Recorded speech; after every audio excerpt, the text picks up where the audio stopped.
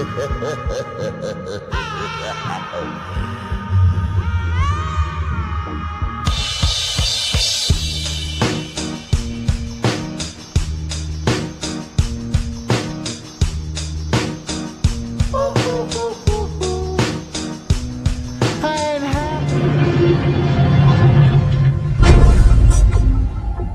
make a magical sigil, you first write down your desire or spell.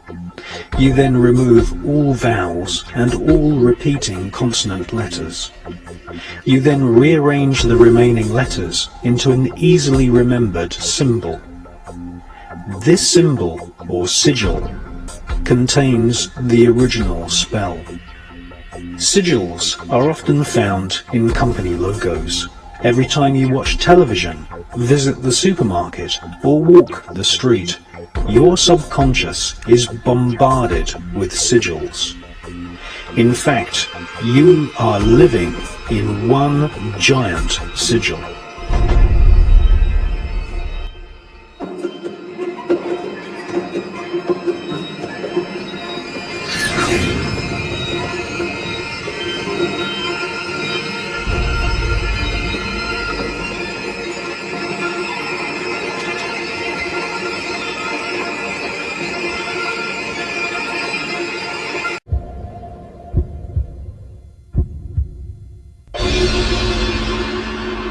Symbols are used by Masonic lodges, witch covens, Satanists and alchemists to directly access parts of the brain which respond to strong shapes and colours.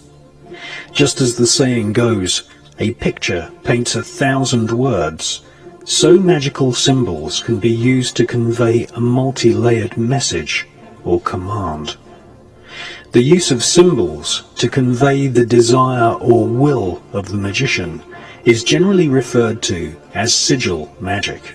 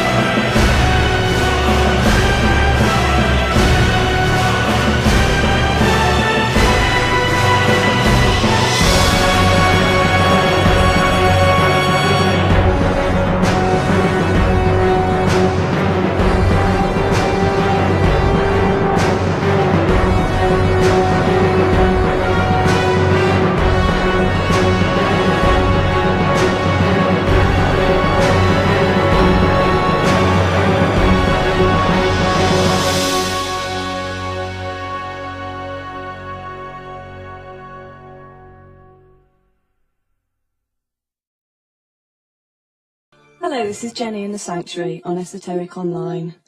This week I've got Steve Mitchell with me, who's becoming a bit of a regular feature on the show, and today he's going to talk to us about earth energies and ley lines. Hi, Steve. Hi, Jenny. If you could perhaps start by telling us a little bit about the history of ley lines, because although obviously they're ancient in origin, they were only really rediscovered at the beginning of the 20th century, weren't they? Yeah, it's kind of crazy, all this rediscovering things. It's a bit like Columbo kind of finding America, isn't it? You know, people have been there before, people have been there a long time. I think the issue with all this kind of esoteric, if you like, or occult as it's labelled, which just means hidden, knowledge, is that it is literally hidden. People kind of either hide it or it gets hidden for a number of reasons, whether it's religious, whether it's spiritual, whether it's persecution.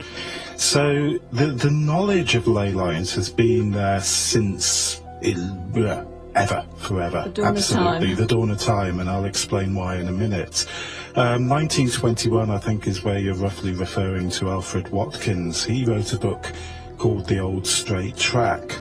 He noticed that certain important landmarks seemed to be in a straight line, hence the Old Straight Track. Now, when you're talking about landmarks, you're talking about prehistoric sites, aren't you? Absolutely, and kind of not as well, because then there's another key in. Prehistoric sites in terms of stone circles, burial mounds, cairns and so forth. Added on top of that, churches, crossroads, tracks, hills, roads, hills, high grounds. The list goes on and on. The list goes on and on, really, yeah, absolutely.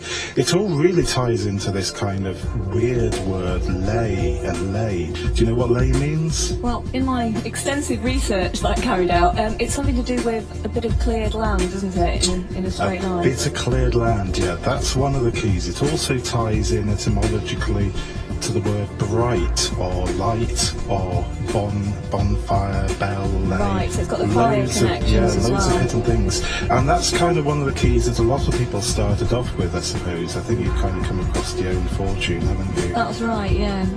In the Goat Book God, I think she was one of the first to put forward the more mystical side of the ley line, and the fact that there could be a power or an energy attached to it. Yeah, that's the kind of key, and the key to the lights, he felt, tied into the whole kind of idea of surveying the roads, surveying the countryside, that you could put fires up on the top of hills and that would give you a point to reference to. Fire between two hills, big bonfire, if you like, fire in clearings, all that kind of things.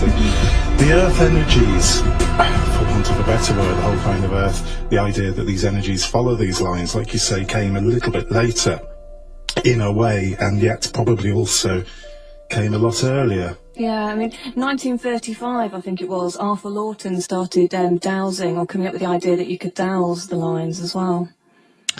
Yeah, dowsing again, it's a little bit of a mystery, isn't it? What is dowsing? What's it all about? You know, what are you contacting when you're dowsing? That's a whole of an interview again, isn't it, I think?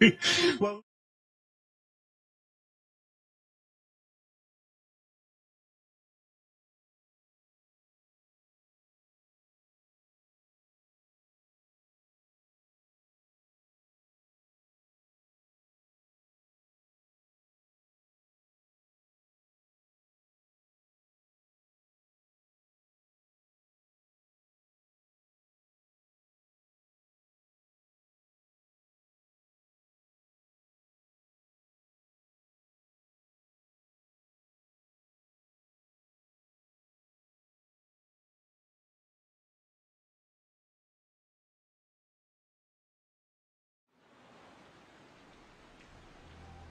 what am I supposed to do?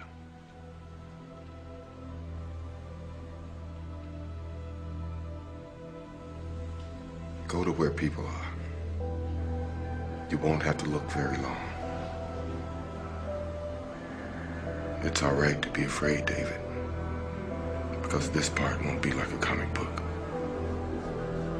Real life doesn't fit into little boxes that were drawn for it.